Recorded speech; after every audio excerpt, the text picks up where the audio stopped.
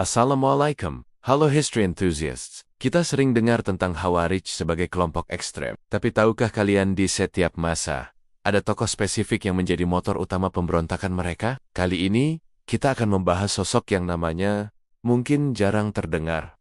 B.M. bin Mora. Siapa dia? Dan apa peran krusialnya yang membuat awal pemerintahan Khalifah Yazid bin Abdul Malik langsung diwarnai darah dan pergolakan? Bersiaplah, karena kisah ini adalah contoh nyata bagaimana ideologi bisa memicu revolusi.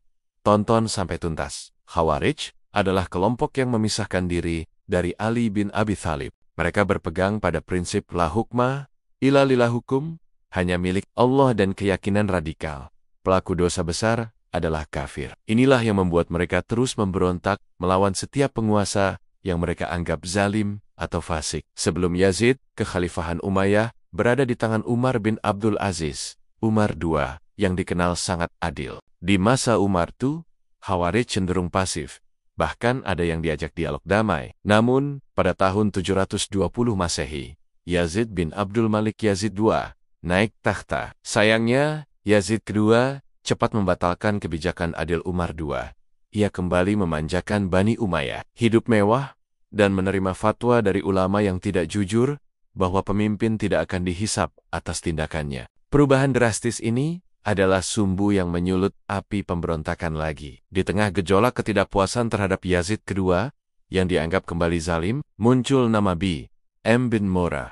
B.M. adalah pemimpin dari faksi Khawarij yang disebut Haruriyah, dinamakan dari Harura, tempat berkumpul Khawarij generasi awal. B.M. menjadi figur sentral yang mengorganisir dan menyatukan kembali kelompok-kelompok Khawarij yang tadinya terpisah-pisah di wilayah Irak dan sekitarnya, yang memang merupakan basis kuat bagi para penentang Umayyah. Pemberontakan B.M. adalah krisis militer dan politik besar pertama yang dihadapi Yazid bin Abdul Malik di awal pemerintahannya. Ini menunjukkan bahwa pemerintahan baru, Umayyah tidak memiliki bulan madu dan langsung diuji oleh penentangan ekstrem. Pasukan Khawarij pimpinan B.M. mampu mengalahkan beberapa jenderal awal yang dikirim Yazid II. Ini meningkatkan moral Khawarij dan membangkitkan harapan akan jatuhnya Umayyah, sekaligus menimbulkan kekhawatiran besar di Damaskus. Karena kegagalan di awal, Yazid kedua akhirnya terpaksa mengirimkan salah satu komandan militernya yang paling andal, Maslamah bin Abdul Malik, saudara kandung Yazid kedua,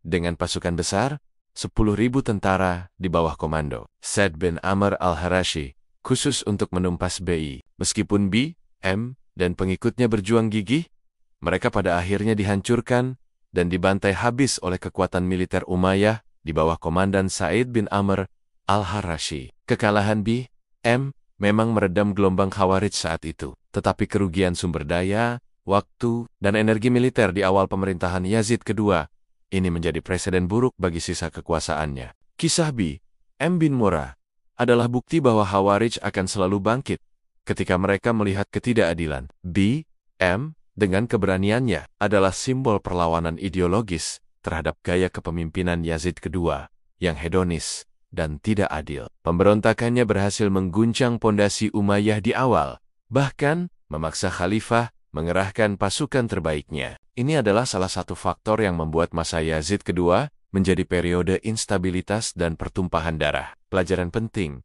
kepemimpinan yang jauh dari keadilan selalu memicu perlawanan. Bagaimana pendapat kalian tentang sosok B.M.? Apakah ia adalah pahlawan bagi pengikutnya atau sekadar ekstremis berbahaya? Tulis di kolom komentar. Like video ini, subscribe untuk kisah sejarah Islam yang lebih mendalam, dan sampai jumpa di episode selanjutnya. Wassalamualaikum.